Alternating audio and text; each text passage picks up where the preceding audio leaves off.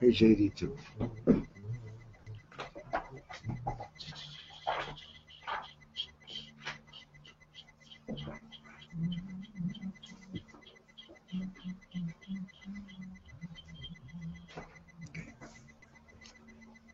So these are teachings that are taken from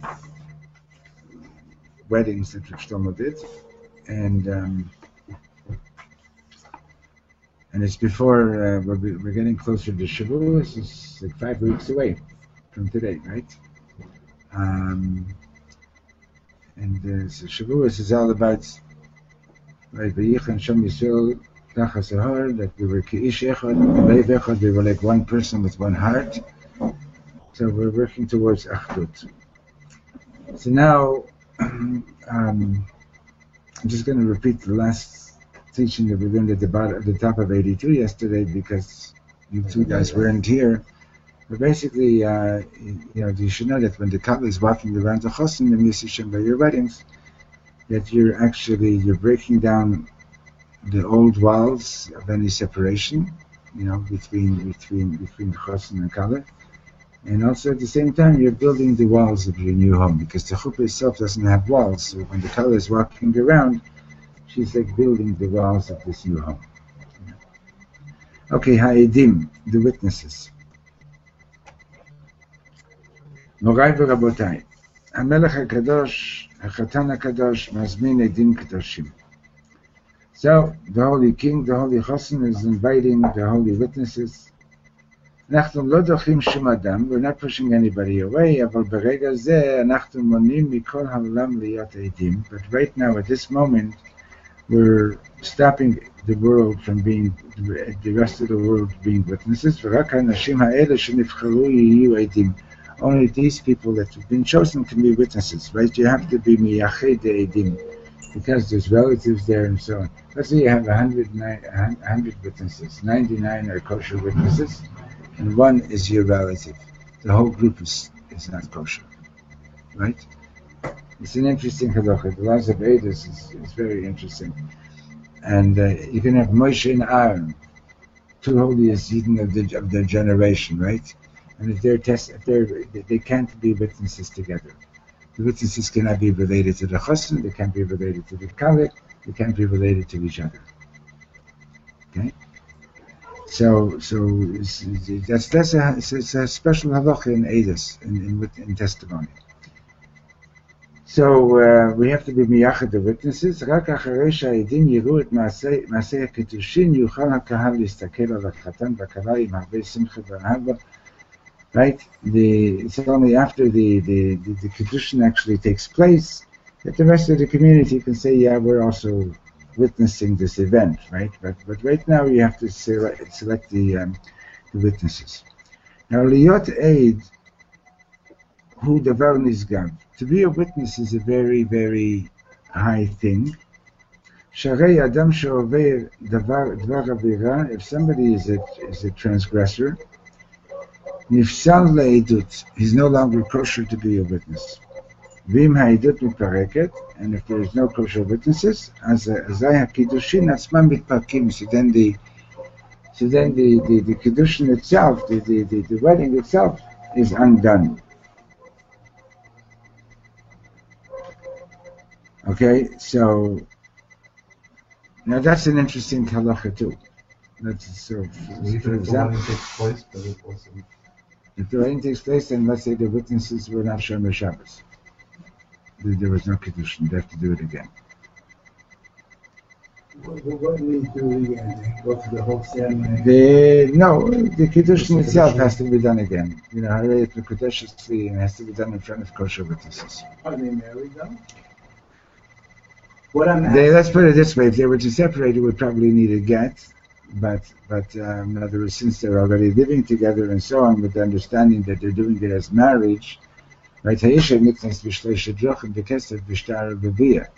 Understand? So they would be considered married, but they would have to do the kiddushin again. What I'm asking. But is she considered an Eish? I'm not going to pass on any For some reason, in my shul, when the rabbi is not there, they tend to come to me. I focus them over to the divine, but they ask me. If somebody asks me to Shefas Migo that he and his wife are becoming Baal Tshuva. They were married for about 10 years. Yeah. They were married not by a Jewish ceremony, but civil ceremony. Okay. Whatever, yeah. And they wanted to know. They would have to do Chuppah Kiddushin. Yeah. So I wouldn't cost them. No, but they would have to do Chuppah Kiddushin, of course. They'd have to do the whole thing. Chuppah Kiddushin, yeah. Mikveh Chuppah Kiddushin, yeah. Right. Okay, so let me ask you a question. So why is this such a powerful thing? In other words, that there has to be eidim, and without eidim, without kosher witnesses, the kiddushin isn't really a kiddushin. Now, the truth, let's be honest. There always has to be eidim. In other words, even if somebody's mekadesh bebiyah, in other words, if somebody's living together with his wife. And there has to be witnesses that can say that, yeah, we know that they're living together and so on, you know. I know a this guy went up to this girl and he gave her a sweater in front of two witnesses and he said, you know, and she took it. She knew what she was doing. And it is Kiddushin. It's definitely Kiddushin. But what's the point of the union of witnesses? So that's okay. Good. So in other words, you need two witnesses to establish that that's a reality, right? Okay. So let's see where Shlomo is going to be going with that. It's like that. Okay. So if they probably expert are not expert in this field, I'm not going to answer. Okay. So now the problem is, where are you going to find Eidim that don't do any transgressions? You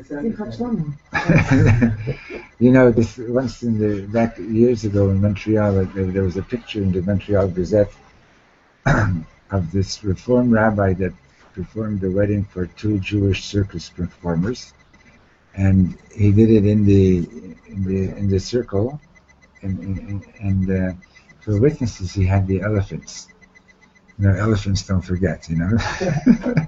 But that was the picture, like, you know, the Reform rabbi standing with the chassan and the kala in the they have a special name for that circle, like, you know, the show circle, whatever. And the elephants are standing around and watching the chuppah, you know, watching the kiddushin.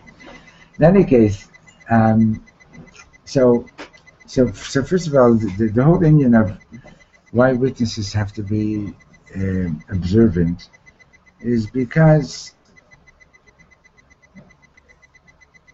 you know, like, do you take Torah and mitzvah seriously, or don't you take it seriously?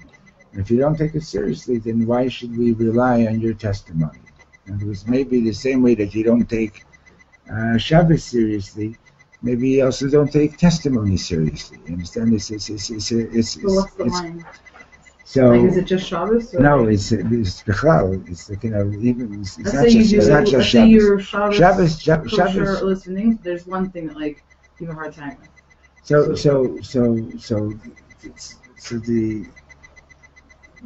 generally speaking, when somebody is Shomer Shabbos, that usually indicates that they're observing everything else also, generally. Okay.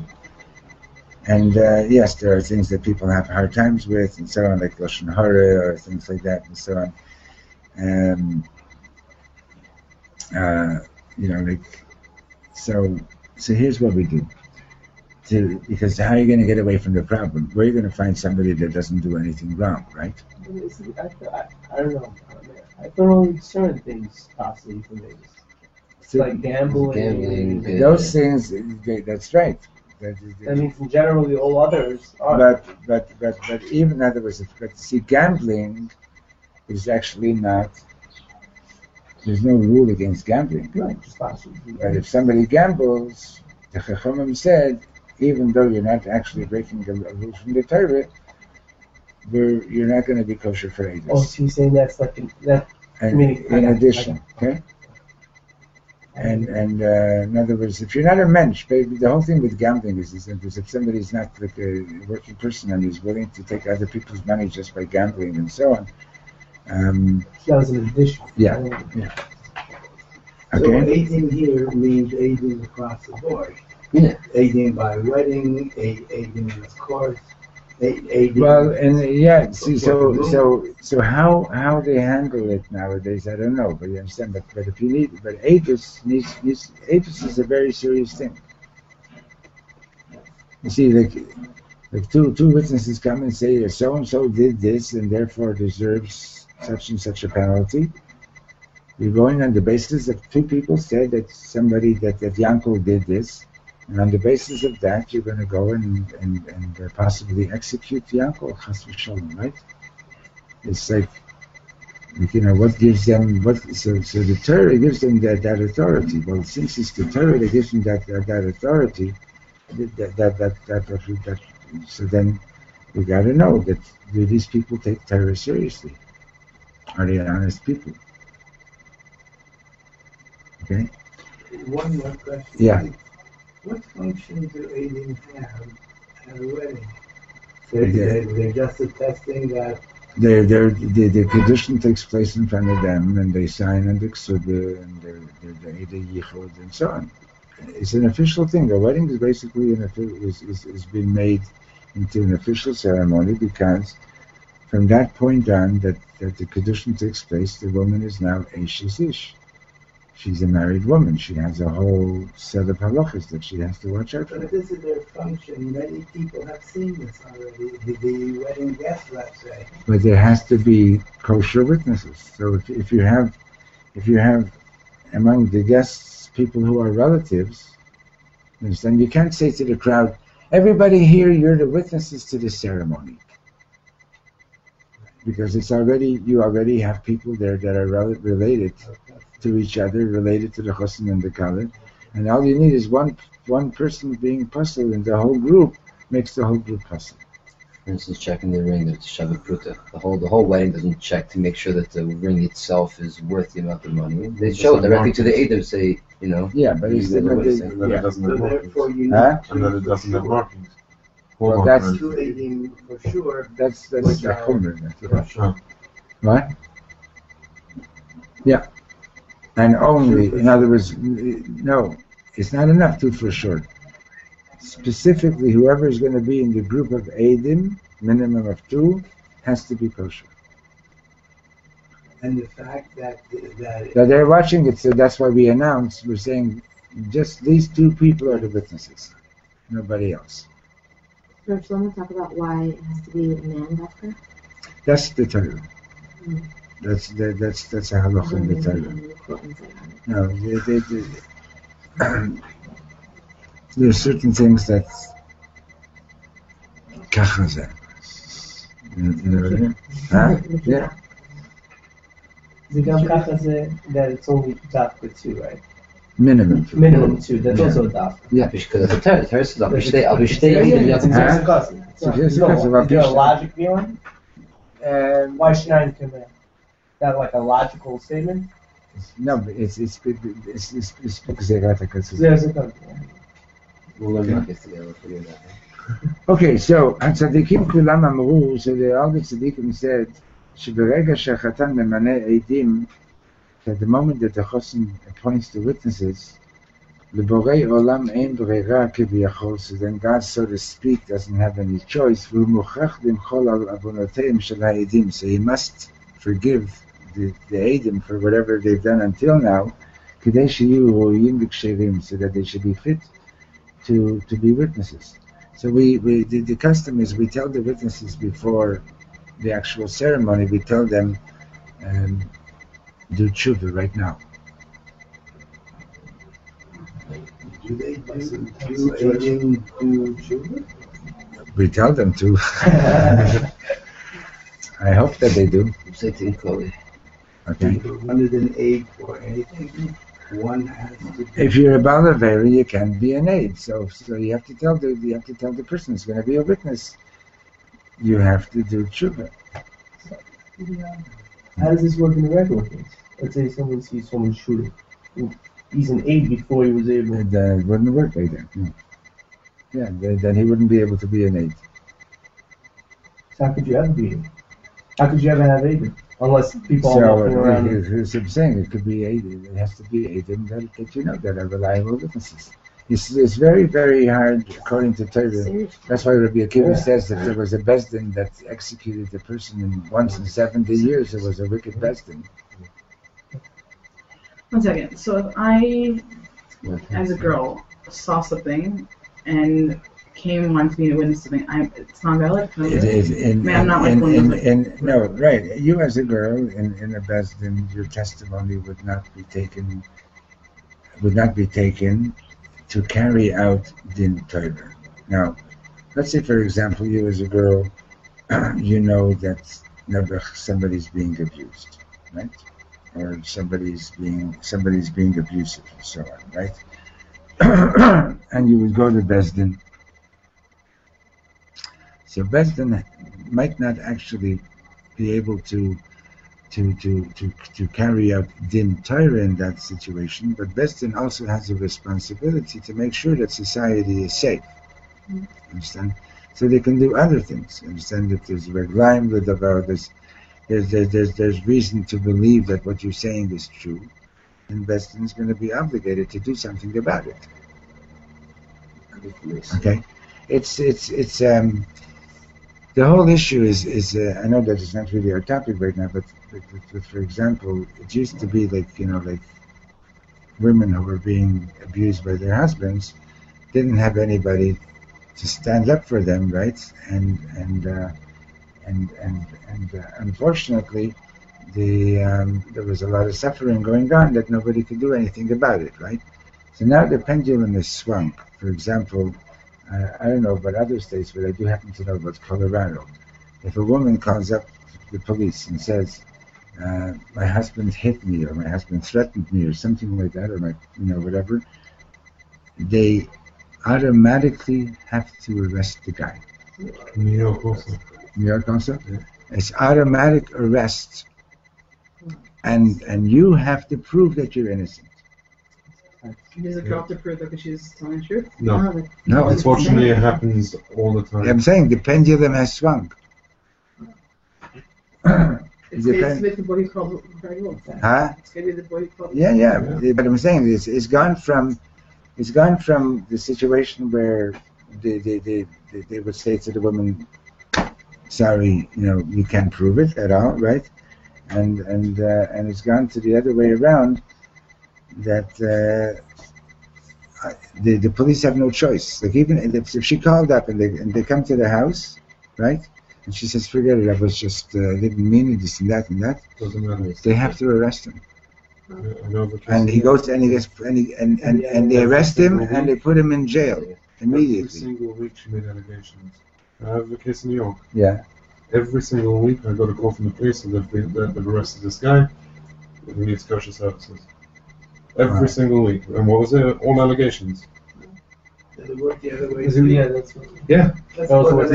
If the guy makes a complaint about like that the woman's abusive to him, it's the same thing. Do they do that? In New York. I don't know. In my course for learning about those kind of men, because the men, it's so uncommon because the men get like they're embarrassed until their wounds beat them up, but like it happens a lot more. But it does. Oh yeah, it happens a lot more than we realize. And, like, there definitely are ladies who are capable of doing that. In New York, according to the New York law, if any side reports a domestic case, they get arrested right away. The other depends on who got to the phone first. Yeah, basically. It's not funny, but it's anyway. Okay, right. So what Rav Shlomo is saying over here is that all the rabbis say that. So we tell the Eidim do tshuva, right? Okay, and Hashem has to forgive them. Now b'milim achirot. So now look at how Rav Shlomo is interpreting all this in different words.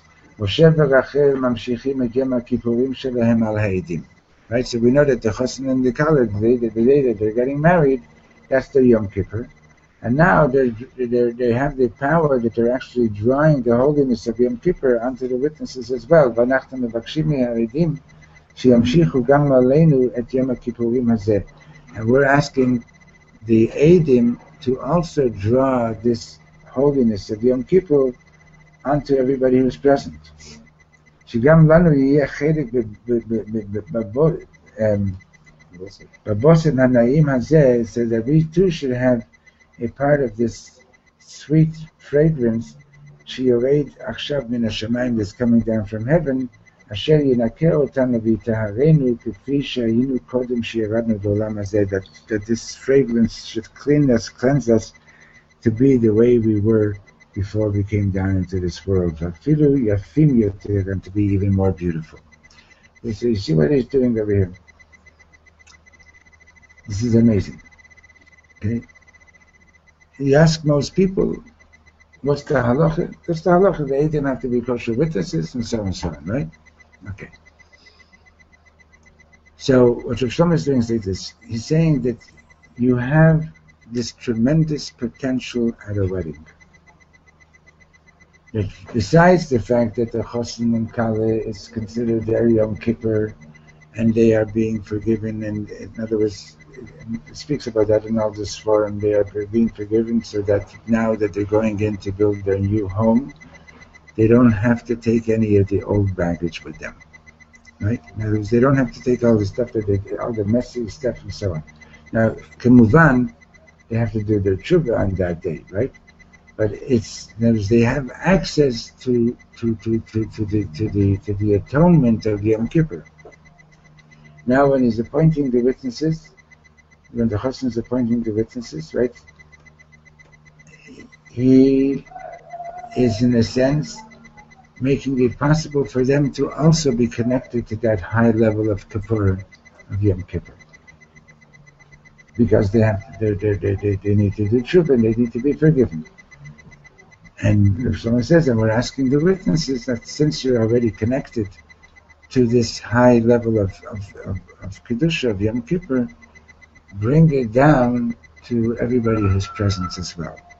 In other words, what Rav Shlomo is basically saying is that you know what a beautiful wedding is that everybody present can be in that space of Yom Kippur, that wow, this is like mamish, a totally true, beautiful new beginning. Is there an Indian just like for the Chassan to say the Al Chet by Mincha? Is there an Indian for the Eidim to do it also? No. Okay. You can always see Are you lacking things to? Are you lacking things to? Do you say? I know you say mincha if you prefer mincha. Do you also say you prefer shachos? Okay, so anything else by shachos is like extra special? Just the minion doesn't say tafna. If the chassan and kala are there, right? The minion doesn't say tafna. Okay, so so the next time you go to a wedding, Mr. Shem, right? So just know that there's something like this. There's something really, really awesome going on, and connect with it. And I once was at the first time I ever attended an Israeli wedding. I couldn't believe it. Half the people were already sitting at the tables and eating the salads on the tables, and then the rabbi announces that the photographer's here, the musician's here, the chassan kala is here. Okay, we're ready to get started. And you're going to be a witness. You're going to be a witness. So on. And the people who were sitting at the tables didn't even bother getting up to come to the chuppah. No, it's sad. It could be so beautiful. It could be so holy. And Rav Shlomo used to demand that everybody that's there, he would say, not only is it called out in heaven who's going to get married to whom, it's also called out in heaven who's going to be at the wedding. Okay? And you're here because you're supposed to be here. So be present because you're supposed to be here to give energy to this chassan and kala that they should have a good solid home. And we'll see it somewhere in the Sefer also, but he also used to say that he's sure that most of the marriages that break up, that there were people standing there at the wedding and saying, "Oh, how long do you think this is going to last? How long do you think this is going to last?" Like there were people standing there and doing the Amalek talk, Okay. Okay, so that's an important point, So Hasagat Hayinuma, page 83.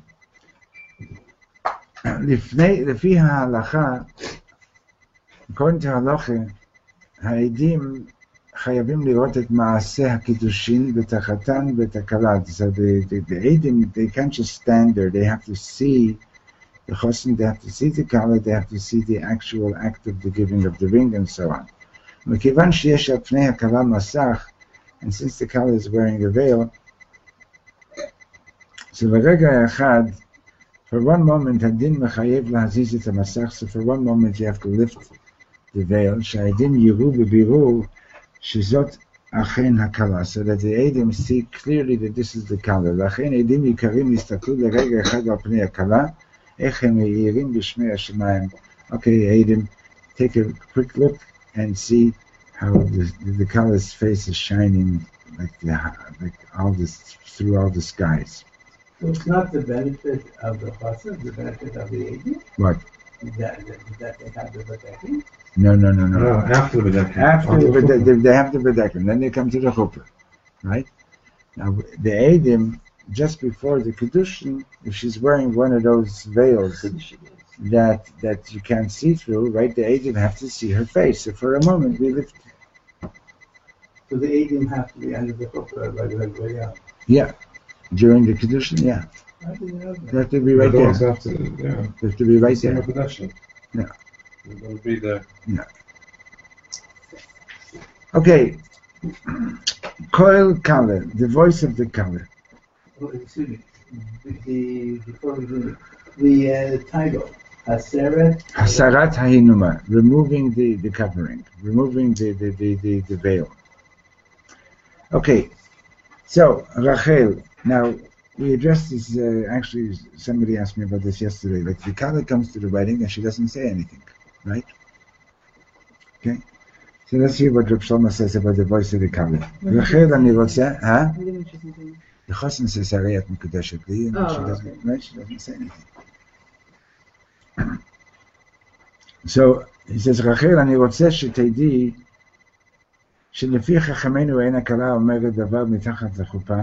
According to our Chachamim, the Kala doesn't say anything under the chuppah, מכיוון שאין לעולם כלים להכיל את האור שניתן לקלה מתחת לחופה. So Rav Shlomo says the deepest reason for that is because the world doesn't have the vessels to contain the light that the Kala is bringing, is given to the Kala at the chuppah.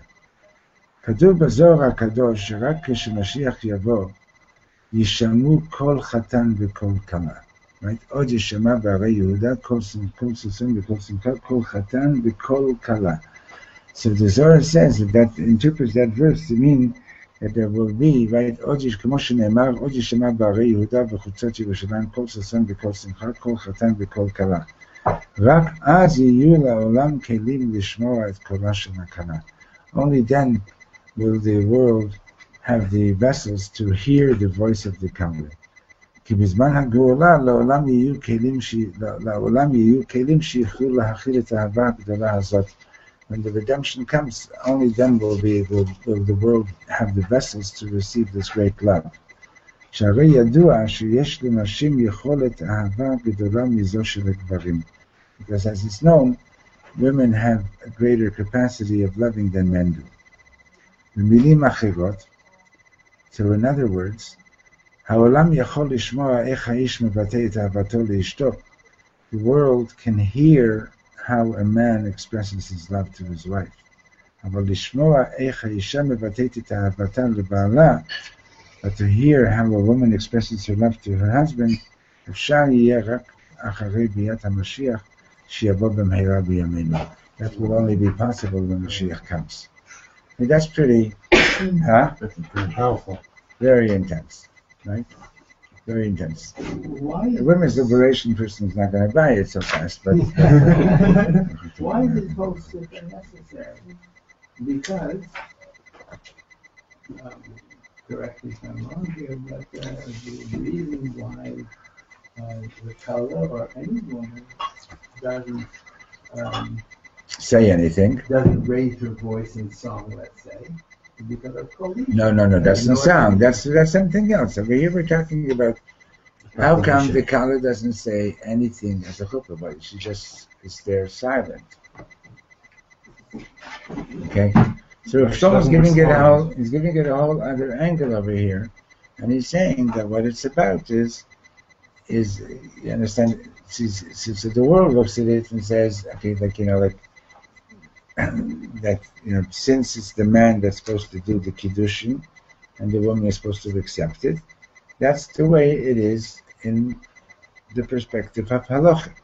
What Rav Shlomo is adding over here is he's saying is that there's something deep in this halacha, and the depth of it is that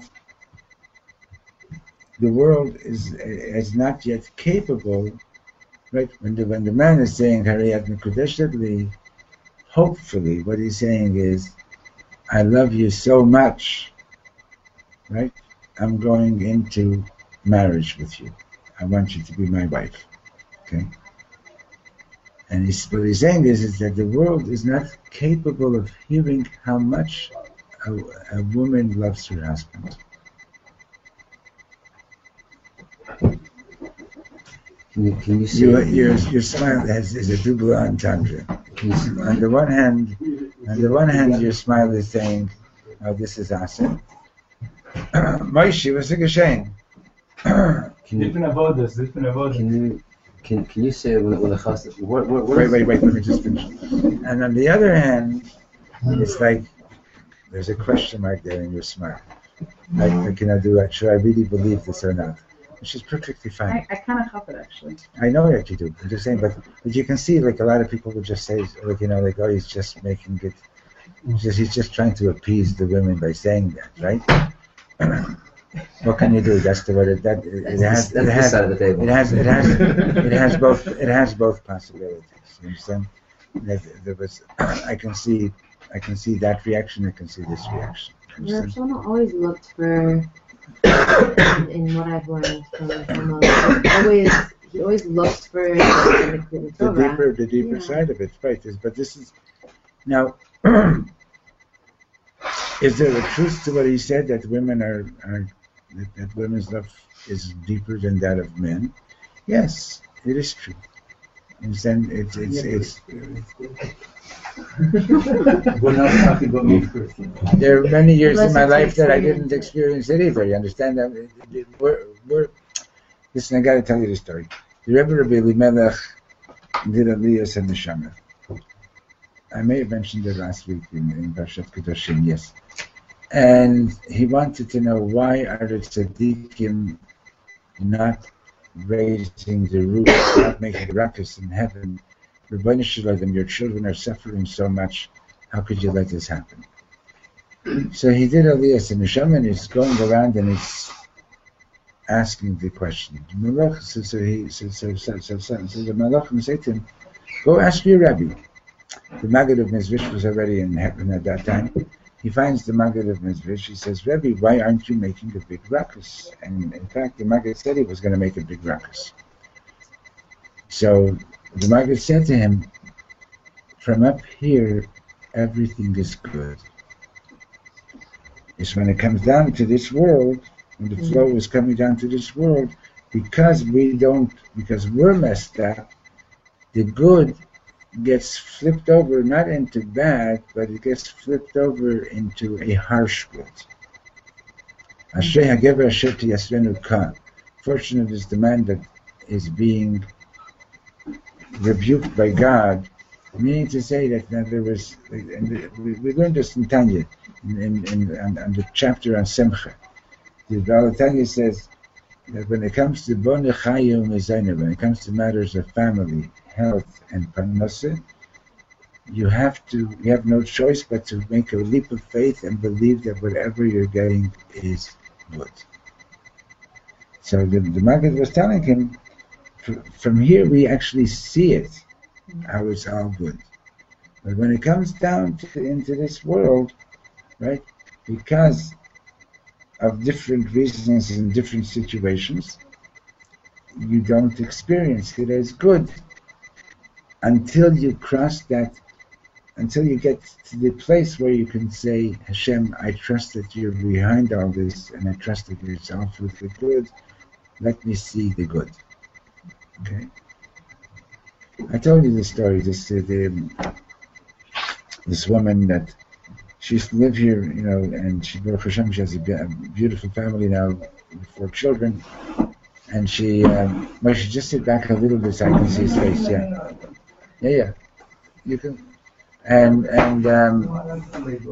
she, and I know that he likes that, that's why, what do you think, it's for your benefit, okay,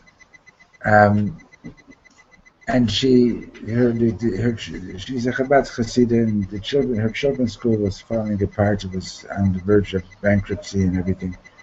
And she has skills, and she didn't want to see the school fall apart. And she went ahead and she stepped in, and on a volunteer basis, spent an entire year putting the school back on its feet.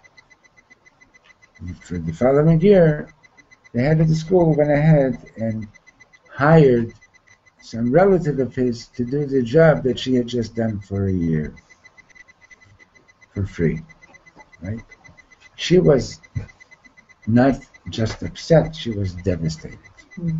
Like, she was ready to leave the whole thing, like she was furious. I put the school back on its feet, and now you go and hire somebody else, right? And totally understandable that she's so upset. So I told her, I said to her, tell me the following.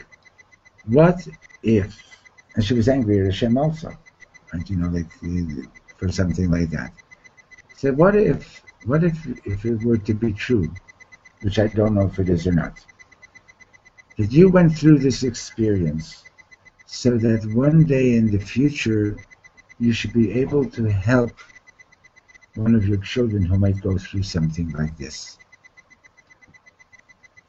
Would you still be angry that God put you through this? Right? Because she believes in Hashgacha Pratis. She believes that Hashem put her through this, right? Would you be angry that Hashem put you through this? She says, not at all, I'd be ready to do it again. Okay? And the fact is that like we all have harsh situations in life that we have to resolve. Hopefully not all of us, okay? And how do you resolve it? How do you come to terms with it? Okay. Well, one way of coming to terms with it is to come to the realization that for some reason or other, God is putting me through this so that I should one day be able to help somebody else. Okay. So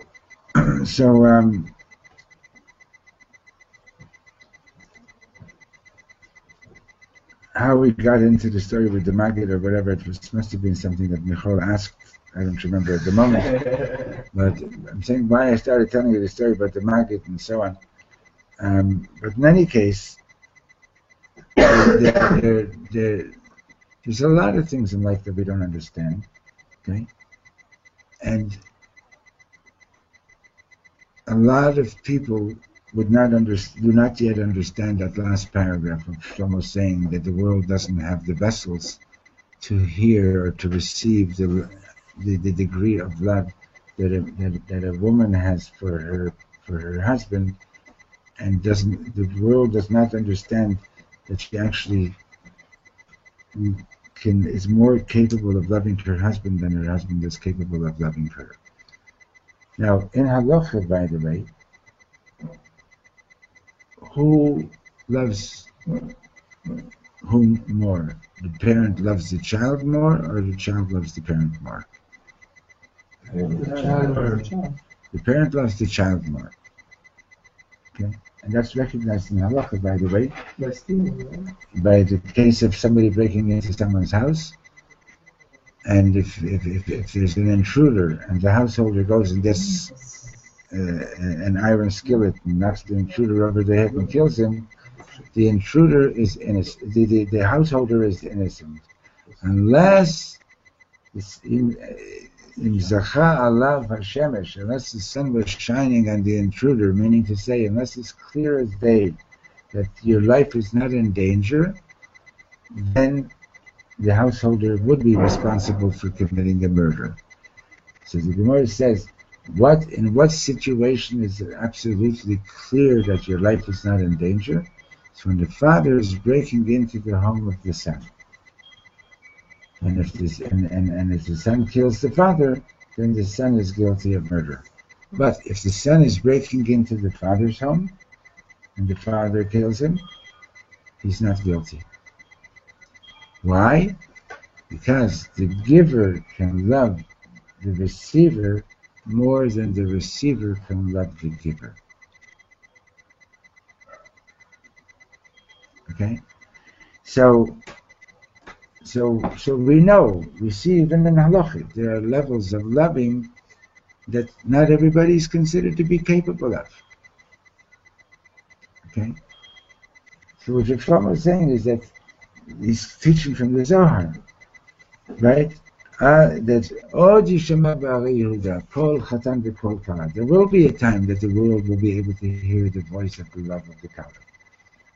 Let me ask you, Hashem loves you? Hashem loves us, right? If you would be conscious of how much Hashem loves us at every moment, you would be a tzaddik. You wouldn't be able to do anything wrong. You actually wouldn't. Hashem has to step back, so to speak, and hide and conceal so that you should have free choice. What did all the Jewish mothers say? Eat your soup, your mother loves you. Do this, your mother, because I love you, right? Now, so you can't show all the love because you can be smothered by it, right? You can be smothered by somebody's love, right? You have to sort of step back. So, in other words, when you are being loving, you got to sort of think about how much of my love can this person actually take, right? And so you can't drown them in it, right? So Shlomo is basically saying is that if women were expressing all their love, basically we wouldn't be able to contain it. We don't have the vessels for that much. So that's explaining an aspect of the chuppah ceremony, like how come the woman doesn't say anything, but that's not the halacha. The halacha, in other words, it's not it's an idea that's meant, that's sort of like, you can see it in the halacha. The halacha is plain and simple, that that's the way this contract goes, and she accepts the kiddushin. In other words, she's there willingly accepting this kiddushin. Okay, so in relation to ourselves, like, on a daily basis, right?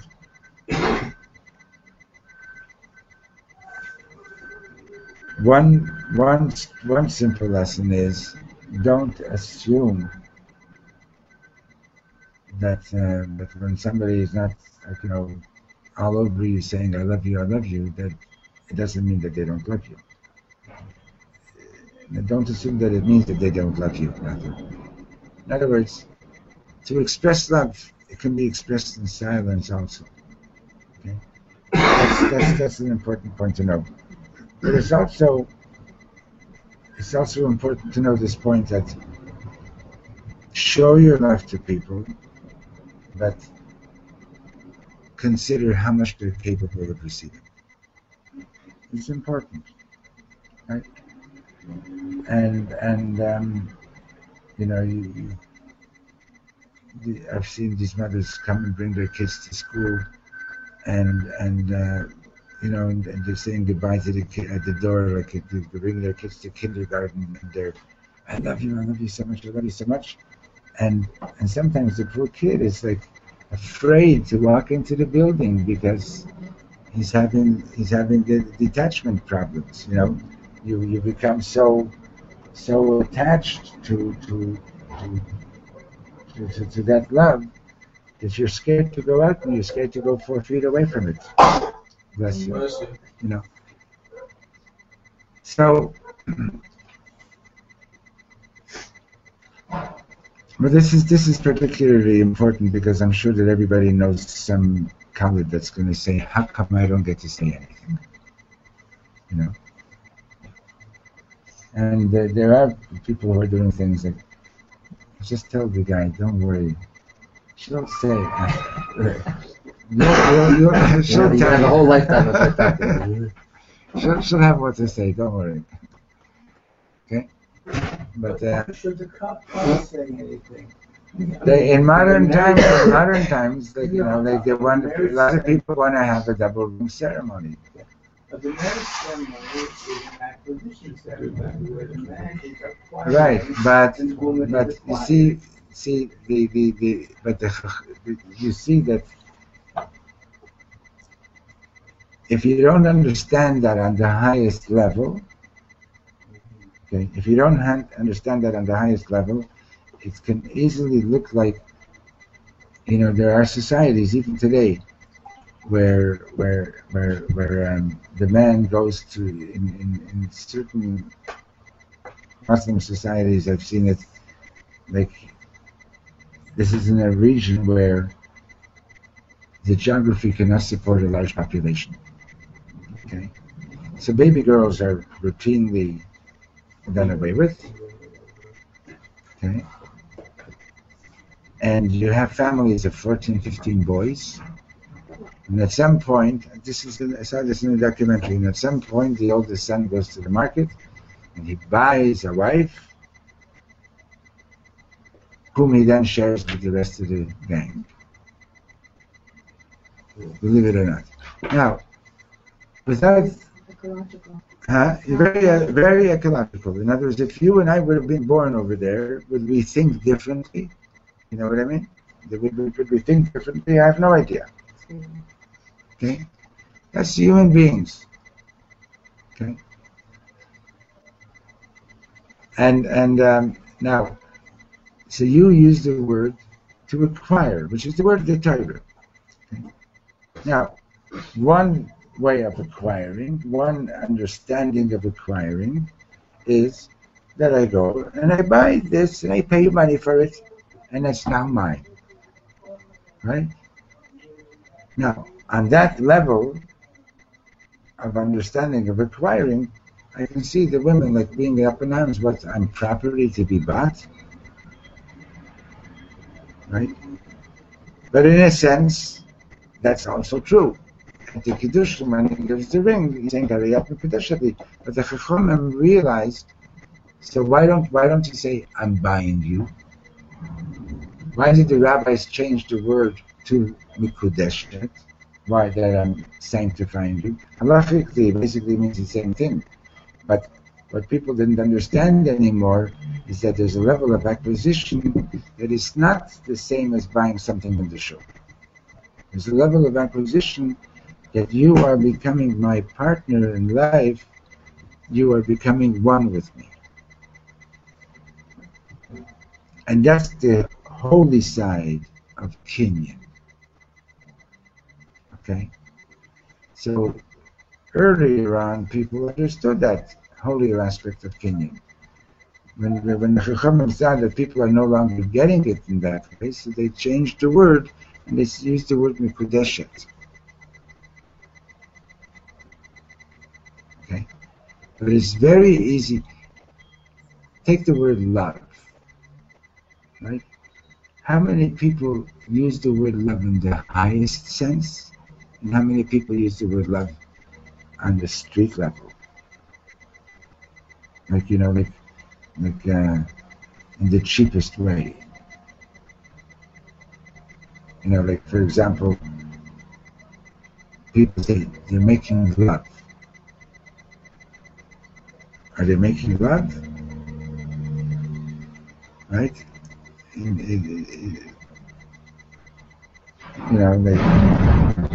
If it's in the cheapest way, they're making love. But you see, the word is used in all kinds of ways. You understand? That's my point. You understand? So the word Heisha Niknate, right? There was a time when people understood that on the highest level. When people didn't understand that word on the highest level anymore, so that's why they changed the language. And they say that it's Kiddushin. So that people should understand, because language is very, very powerful. So that the people should understand that it's about Kiddushin. Okay? And the same thing with love.